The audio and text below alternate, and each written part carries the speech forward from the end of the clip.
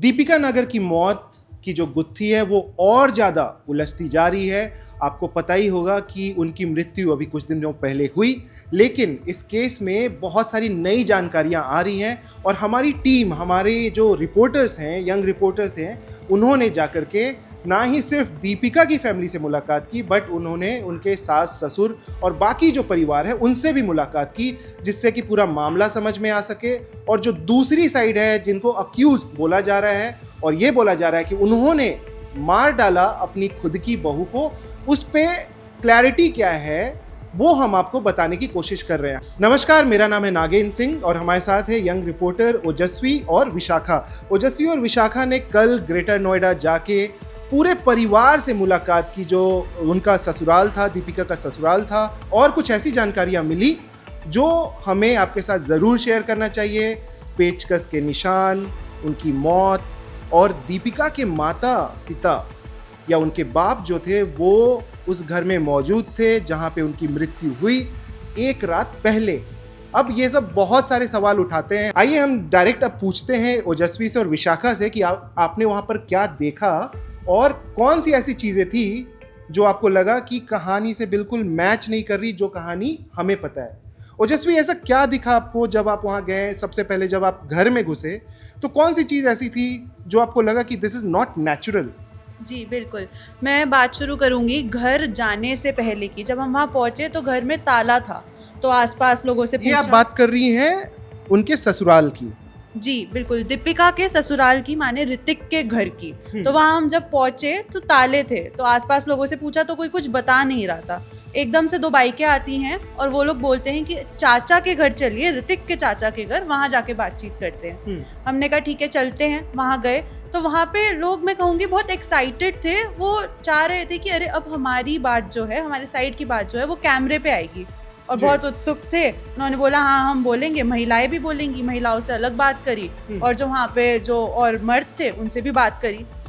उनके व्यवहार में एक चीज़ जो बहुत डिफरेंट लगी वो ये थी कि हल्का सा भी दुख नहीं था। गुस्सा था कि उनकी फैमिली जो है वो अब जेल में है, लेकिन बहू जो है वो मर गई, उस बात का 1% का भी दुख नहीं था। और दुख दिखाया कैसे उन्होंने, ये बोल के कि देखिए बाहर ना वहाँ पे वो पानी रखा है, जब भी किसी की डेथ होती है तो कोई घर में आता है तो उसका कुल्ला कराते हैं और हाथ धुलवाते हैं, तो वो पानी रखा था। तो वो उन्होंने हमें दिखाया कि हमारे नोटिस में आ जाए कि हाँ हमें दुख है, बट उनके स्वभाव में कहीं नहीं लगा। महिलाओं से बात करी तो उन्होंने लेकिन आप ऐसा क्यों बोल रही हैं? मतलब एक बहुत बड़ी सी चीज़ है कि हाँ घर में मृत्यु हुई है और सभी शोक में डूबे होंगे, ऐसा हम सोचते हैं, लेकिन जब उनके परिवार वाले उसी व्यक्ति की मृत्यु के बाद जेल में गए तो मामला थोड़ा सा बदला हुआ नजर आया।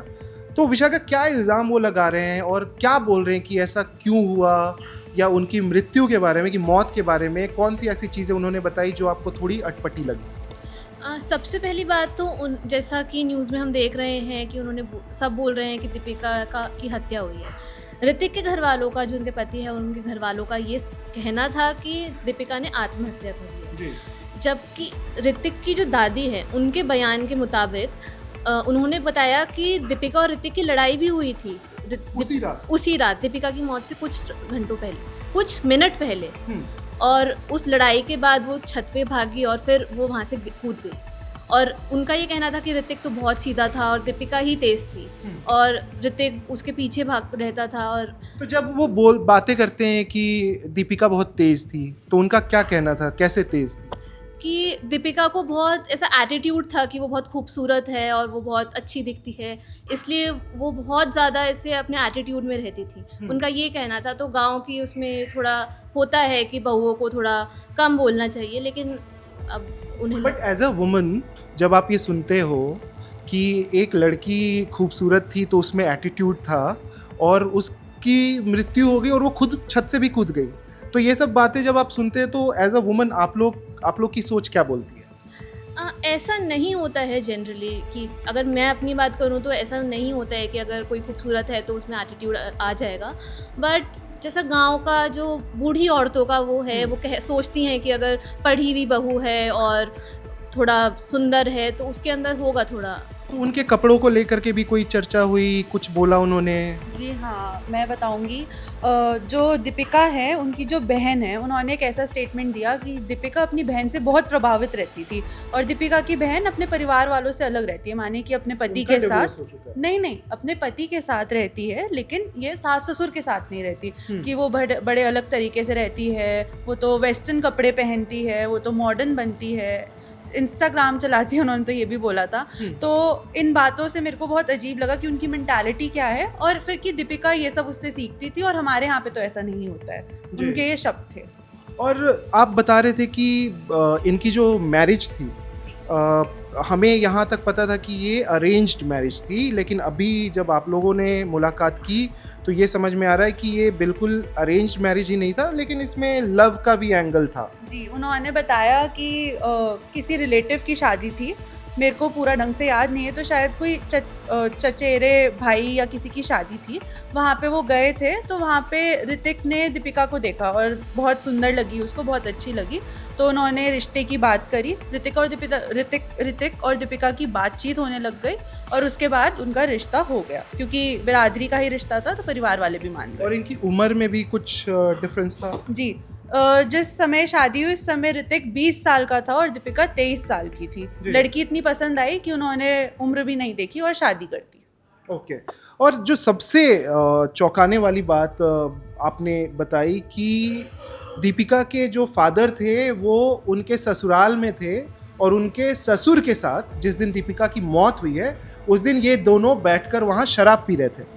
हाँ जी, तो ऋतिक की दादी के अनुसार ये दोनों समधियों ने बैठ के शराब पी और ये लोग बाहर गए थे, और दीपिका इसी बात पे ऋतिक से गुस्सा हुई कि उसने उस दीपिका के पिताजी को शराब क्यों पीने दी, और उसके बाद दीपिका ने बोला कि मैं खाना नहीं खाऊंगी, और ऋतिक ने उसे मनाया लेकिन फिर वो नहीं मानी, तो फिर वो सो गया। और उसके बाद दादी का ये कहना है कि दीपिका ने अपनी बहन से भी बात करी और उसके बाद वो अंदर आई और फिर वो छत पे चली गई। तो उनकी टाइमलाइन के हिसाब से वहाँ पे सास ससुर और उनके फादर ने शराब पी, उसके बाद बहस होती है, उसके बाद दीपिका छत पे चली गई, लेकिन फिर उनके बदन पे जो निशान आए उसके बारे में उनका क्या एक्सप्लेनेशन था? वो लोग कह रहे थे कि जो बदन पे पेचकस के जो निशान हैं वो गिरने से लगे हैं, लेकिन जब हमने वहाँ पे इन्वेस्टिगेशन करी, हमने वहाँ पे देखा, वहाँ पे कोई भी ऐसी चीज़ नहीं थी जो पेट में घुस के पेचकस जैसा निशान करे या जहाँ दीपिका गिरी थी। जहाँ दीपिका गिरी थी वहाँ पे कुछ नहीं था। वहाँ पे ग्रिल एक जाल था, वहाँ पे चोटें लग सकती हैं लेकिन घुस नहीं सकता है। और कितनी ऊंचाई होगी जहाँ से दीपिका गिरी? तीसरी मंजिल से गिरी है, तो करीब ऐसे 50 से 1 फीट तक होगा। मतलब वहाँ से गिरने के बाद डेथ तो हो सकती है, हाँ। लेकिन कुछ आपकी बॉडी में घुस जाए ऐसा कुछ नहीं था। अब हमें थोड़ा सा और बता दीजिए कि और कौन सी ऐसी अटपटी चीज़ें थी आप दोनों के हिसाब से, 3 चीज़ें जो आप बता सके, 3 चीज़ें जो आप बता सके, which does not really match with the explanation which has been given by the police, कि उनकी चार्जशीट में जो लिखा है उससे मैच नहीं करता। जी बिल्कुल, उन्होंने एक बात बोली कि लड़की का 2 बार अबॉर्शन हुआ है। अब उसके लिए जब हमने पूछा कि आपके पास कोई उनके हॉस्पिटल के डॉक्यूमेंट्स हैं, कुछ है, तो उन्होंने साफ बोल दिया नहीं हमारे पास कुछ नहीं है, पर लड़की जो थी वो नहीं चाहती थी माँ बनना, उसके शरीर पे फ़र्क पड़ता, इस वजह से उसने अपना 2 बार अबॉर्शन करा लिया। अब अबॉर्शन कैसे हुआ कि वो बता रही हैं कि हमने उसको दवाई ला के दी, उसने दवाई खा ली और अबॉर्शन हो गया, कि वो हॉस्पिटल तक भी नहीं पहुँचे। खुद से ही उन्होंने घर पे ही अबॉर्शन करा दिया? जी, क्योंकि लड़की नहीं चाहती थी। ओके, चलिए। और आप बताएं, ये तो एक फैक्ट हुआ जो बहुत ही डिस्टर्बिंग है कि उनका घर पे ही 2 बार अबॉर्शन हुआ और खुद ही परिवार ने करा दिया। और कौन सी ऐसी चीज़ें हैं जो बहुत सरप्राइजिंग लगी? साथ में उन्होंने बोला कि हमने लड़की के नाम 4 करोड़ की प्रॉपर्टी कर रखी थी, हम क्या दहेज मांगेंगे, हमारे घर में तो गाड़ियां हैं, सब कुछ है, और जब 4 करोड़ हमने नाम कर रखा है तो हम दहेज नहीं मांग सकते। इस पे मेरे को लगा कि उनका प्रॉपर्टी का काम है, जहाँ पे प्रॉपर्टी का काम होता है वहाँ पे घर के जितने भी लोग होते हैं उनके नाम प्रॉपर्टी होती है, क्योंकि सारी प्रॉपर्टी तुम एक जने के नाम कर लोगे तो फिर वो सही नहीं रहता। प्रॉब्लम है। जी बिल्कुल, टैक्सेस की प्रॉब्लम होती है। साथ में ही जब वो उन्होंने बताना शुरू किया, एक बात बहुत ही गलत लगी कि दीपिका ने अपनी माँ को पहले बोला था कि मैं मर जाऊंगी। उसने ये सुसाइड की धमकी पहले भी दी थी जी। तो जब उसके बारे में और पूछा तो वो बोली कि उसकी माँ ने बोला, अरे ये बचपना कर रही है, मैं दीपिका से बात कर लूंगी। और रीजन वो बोल रहे हैं कि हमें नहीं पता, उसके पति को पता होगा। अब पति जेल में है, घर में किसी को कुछ पता नहीं, बताने वाली मर गई। तो उनके सारे स्टेटमेंट्स बिल्कुल ऐसे थे कि वो तो राज अपने साथ लेके ही चली गई कि वो क्यों मरी है। जी। और आपने कुछ ऐसा देखा जो आपको लगता है जो मुझे सबसे अटपटा लगा वहाँ पे, जब औरतों से हमने बात करी तो घर के कुछ मेल मेंबर्स आके औरतों को कान में कुछ बोल रहे थे और उन्हें बोल रहे थे कि ज़्यादा कुछ मत बोलना। और उन्होंने कई बार हमारा कैमरा बंद करवाने की भी कोशिश करी और उनको बार बार ऐसा कुछ कान में आके बोल रहे थे, बार बार बोल रहे थे कि आप ये बोलिए, आप ये मत बोलिए, जिससे वो कुछ बोल ना दे। जब आखिर में मैंने ऋतिक की दादी से बात करी तो वो बहुत मतलब भावुक हो गई थी, तो वो बहुत कुछ बोलने वाली थी, लेकिन एक कोई मेंबर आया उनकी फैमिली का और उन्होंने हमारा कैमरा ही बंद करवा दिया ताकि ये और कुछ ना बोल पाए। साथ में ही मैं ये बोलूँगी कि जब हम वहाँ से जा रहे थे तो वो लोग हमारी वीडियोस बना रहे थे, तो वो भी हमें बहुत अटपटा लगा कि पहले तुम कैमरा बंद करा रहे हो, फिर तुम हमारे फेस की वीडियोस बना रहे हो कि याद रहे कि ये लोग आए थे। तो बहुत अजीब लगा। वहाँ का माहौल जो था काफ़ी अजीब तरीके का माहौल था।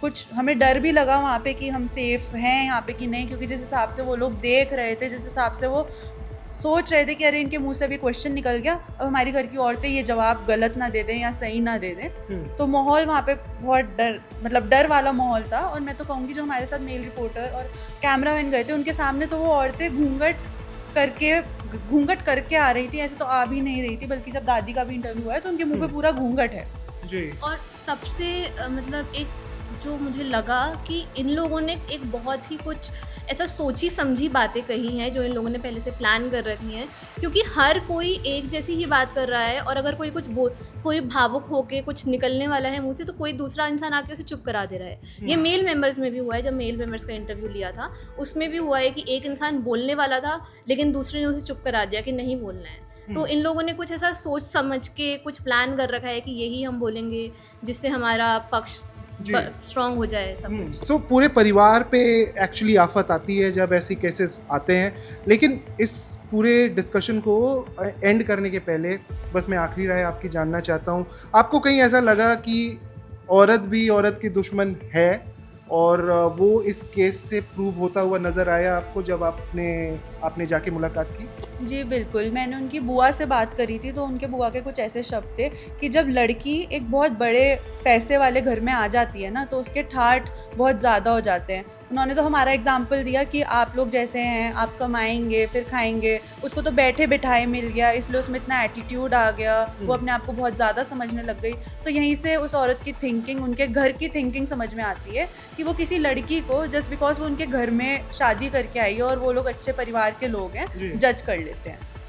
आपके लास्ट कमेंट्स? दीपिका का जो घर है वो भी कोई बहुत गरीब घर से नहीं है, वो भी काफ़ी अच्छे खासे घर से है। तो ये कहना कि वो बहुत बड़े घर में आ गई है उसके बाद उसका एटीट्यूड चेंज हो गया है, ये थोड़ा बेबुनियाद सा लग रहा है। और बस हाँ यही है कि वो लोग काफ़ी बनावटी बातें कर रहे थे, मतलब उनके बातचीत के तरीके से बनावटीपन नज़र आ रहा था। चलिए फ़िलहाल ये हमारा डिसीजन तो है नहीं कि कौन गुनहगार है कौन नहीं है, लेकिन हमारी कोशिश हमेशा यही रहती है कि एटलीस्ट जो भी अनफिल्टर्ड इन्फॉर्मेशन है वो हम आपको दिखा सके। आप ज़रूर देखिए हमारी ये रिपोर्ट, जो कि आप जो फुल रिपोर्ट है 20 मिनट की, वो नीचे हुए लिंक पर देख पाएंगे। इस तरह के केसेस भारत में काफ़ी ज़्यादा बढ़ रहे हैं और आपने केवल एक ही नाम ऐसा नहीं सुना होगा, एक नाम ट्विशा का भी काफ़ी ज़्यादा चल रहा है। उनके बारे में भी काफ़ी सारी अपडेट्स हैं, फिर से उनका पोस्टमार्टम होने वाला है। तो आपको पता है कि कितनी ज़्यादा परतें एक केस में होती है जो कि खुदकुशी ना होके कुछ और निकल के आती है। आप देखते रहिए वन इंडिया। मेरा नाम है नागिन Singh. Subscribe to One India and never miss an update. Download the One India app now.